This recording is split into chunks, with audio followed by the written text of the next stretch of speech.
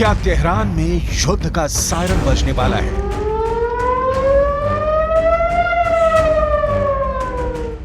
Isfahan में बारूद की बरसात होने वाली है। क्या करज में इजरायल की मिसाइलें गरजने वाली हैं? अहवाज से जंग की खतरनाक आवाजें आने वाली हैं। क्या मशहद पर मिसाइल अटैक होने वाला है? इजरायल और हमास के बीच छिड़ी जंग में अचानक ईरान इंटरनेशनल हेडलाइन बन गया है।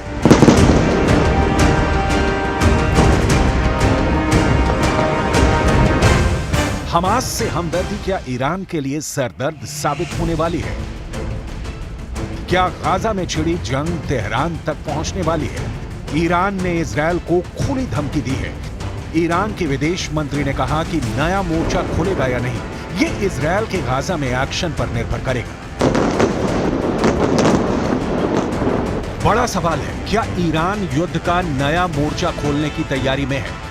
ईरान के राष्ट्रपति ने मुस्लिम देशों से अपील की है कि वो गाजा के साथ हैं। ईरान के राष्ट्रपति इब्राहिम रईसी सऊदी अरब के प्रिंस मोहम्मद बिन सलमान को फोन लगाते हैं।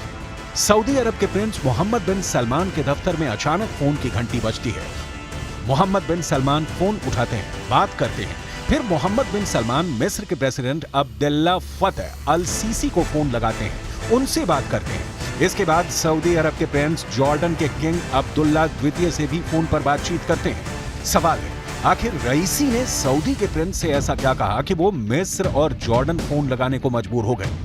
सऊदी प्रेस एजेंसी ने जानकारी दी है कि क्राउन प्रिंस मोहम्मद बिन सलमान को ईरान के राष्ट्रपति रईसी ने कॉल किया था। रईसी की वो घंटी 7 साल पुरानी दुश्मनी को खत्म करने वाली साबित हुई है। 7 बरसों का मौन टूटा तो दोनों नेताओं के बीच पूरे 45 मिनट तक लगातार बात होती रही। उसके बाद इंटरनेशनल मीडिया में जो खबर बाहर आई, उसमें कहा गया कि ईरान ने हमास की खातिर अपनी बरसों पुरानी दुश्मनी को ताक पर रख दिया है।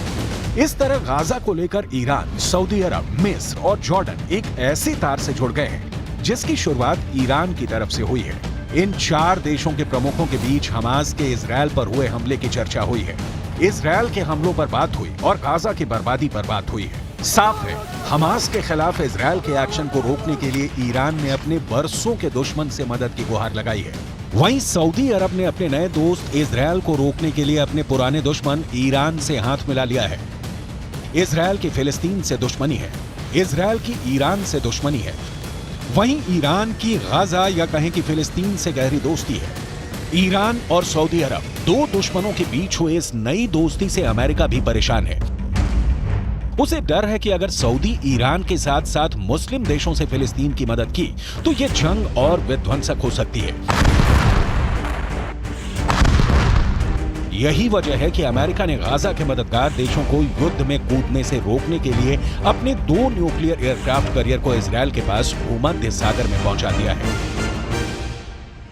अमेरिका ने जिन 2 एयरक्राफ्ट कैरियर को इजरायल की मदद के लिए भेजा है, उनके नाम है USS Gerald R, USS Gerald R Ford और USS Eisenhower. USS Gerald R Ford के साथ 12 स्ट्राइक ग्रुप होती है। वहीं यूएसएस आइजनहावर के साथ 2 स्ट्राइक ग्रुप होता है जो हमला करने में मास्टर होते हैं। इनके साथ मिसाइलों से लैस और भी कई घातक युद्धपोत भूमध्य सागर में इजरायल के पास पहुंचे हैं। इसके साथ मिसाइलों से लैस जहाजों का पूरा बीड़ा चलता है। इजरायल के पास भूमध्य सागर में पहुंचे अमेरिका के युद्धपोत अब तक खाड़ी युद्ध, अफगानिस्तान युद्ध समेत कई जंग लड़ चुका है। दरअसल दावा ये किया जा रहा है कि अमेरिका के इन युद्धपोतों के इजरायल भेजने के पीछे का मकसद हिजबुल्ला और सीरिया को इस युद्ध में शामिल होने से रोकना है, क्योंकि अगर ये भी जंग में शामिल हो गए तो खाड़ी में बहुत ही भयंकर युद्ध भड़क जाएगा। इजरायल और गाजा के बीच चल रही जंग में अमेरिका के साथ ईरान की भी एंट्री हो गई है। ईरान पूरी तरह से गाजा के साथ खड़ा है।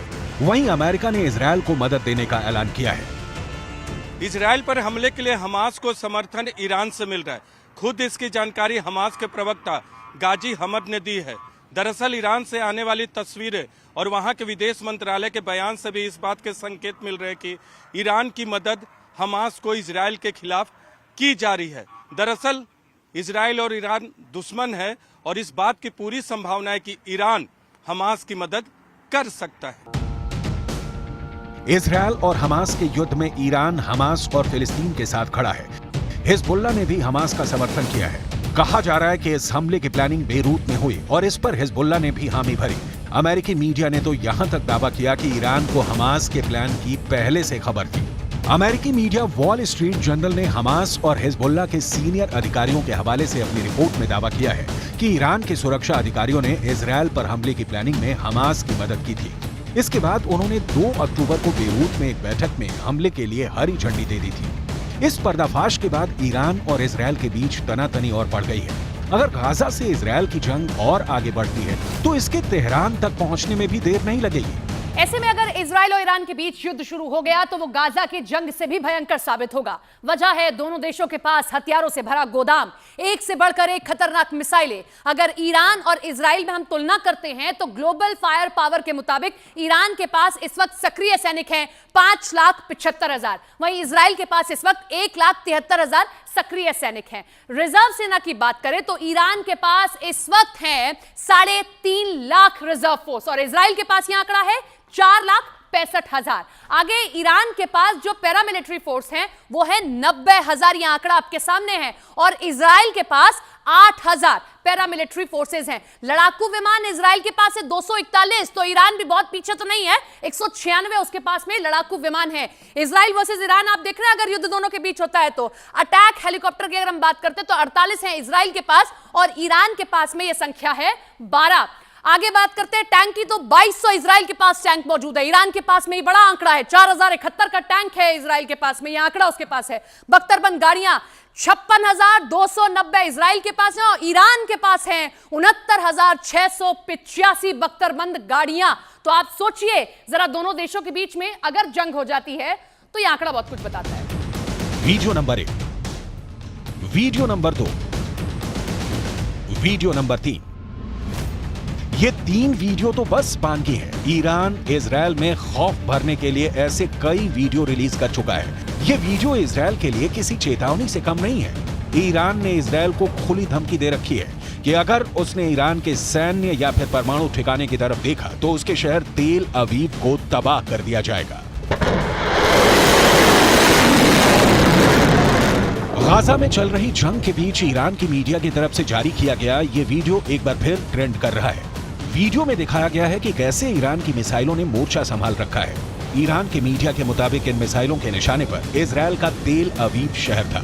कहा गया कि अगर ईरान के परमाणु ठिकाने पर हमला हुआ तो इजरायल का शहर तेल अवीव मलबे में बदल जाएगा। इजरायल को धमकी दी गई कि उसके हमला करने वाले विमानों को उतारने के लिए जमीन तक नहीं बचेगी, यानी अगर वो हमला करने के बाद बचकर लौट भी गए तो इजरायल में लैंड नहीं कर पाएंगे। हाल ही में ईरान ने एक खास परेड कर दुश्मनों को अपनी ताकत दिखाई। ईरान ने हाल ही में अपनी एक नई मिसाइल खुर्रमशहर 4 को टेस्ट करके बता दिया कि वो इजरायल को मिट्टी में मिला सकता है। खुर्रमशहर 4 मिसाइल की रेंज 2000 किलोमीटर है और ये 1500 किलो तक का वॉरहेड ले जा सकती है। खुर्रमशहर 4 इतनी सटीक है कि ये मिसाइल अपने टारगेट के 30 मीटर के दायरे में गिरती है। 13 मीटर लंबी इस मिसाइल को लॉन्चिंग के दौरान ही खत्म किया जा सकता है, क्योंकि जब ये अपने टारगेट की तरफ बढ़ती है यानी टर्मिनल स्टेज में इस मिसाइल की रफ्तार करीब 20,000 किलोमीटर प्रति घंटा होती है। इजरायल के किसी भी मिसाइल डिफेंस के लिए इसे रोकना आसान नहीं होगा। ईरान इजरायल की बरसों पुरानी दुश्मनी बहुत ही खतरनाक मुकाम पर पहुंच गई है।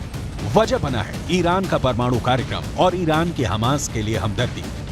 दावा किया जाता है कि इसी हमदर्दी के चलते ईरान बरसों से हमास को हथियार मुहैया कराता आया है और अब भी कर रहा है। अमेरिका की United states institute of peace के मुताबिक ईरान ने पहली बार 1980 के दशक में हमास और फिलिस्तीन के साथ रिश्ते जोड़े थे। दावा किया जाता है कि उसी वक्त से ईरान हमास को धन, हथियार और ट्रेनिंग देता रहा है। ईरान ने कई तरह के रॉकेट भी हमास को ट्रांसफर किए हैं, खास तौर पर फज्र 3 और फज्र 5 रॉकेट के साथ साथ सीरिया में बने M302 भी गाजा को दिए हैं। वहीं अमेरिका मिडिल ईस्ट में इजरायल को एक बड़े सहयोगी के तौर पर देखता है। इसकी एक बड़ी वजह ईरान से निपटना भी है। अमेरिका की फॉरेन असिस्टेंस एजेंसी के मुताबिक अमेरिकी मदद से इजरायल उस इलाके में आसपास के खतरों से निपटने के लिए सैन्य बढ़त बनाए रखने में कामयाब रहता है। यही वजह है कि इस बार भी गाजा के साथ इजरायल की जंग में अमेरिका खुलकर उतर गया है। और अगर जंग आगे बढ़ी तो गाजा और इजरायल को लेकर ईरान और अमेरिका के बीच भी भिड़ंत हो सकती है।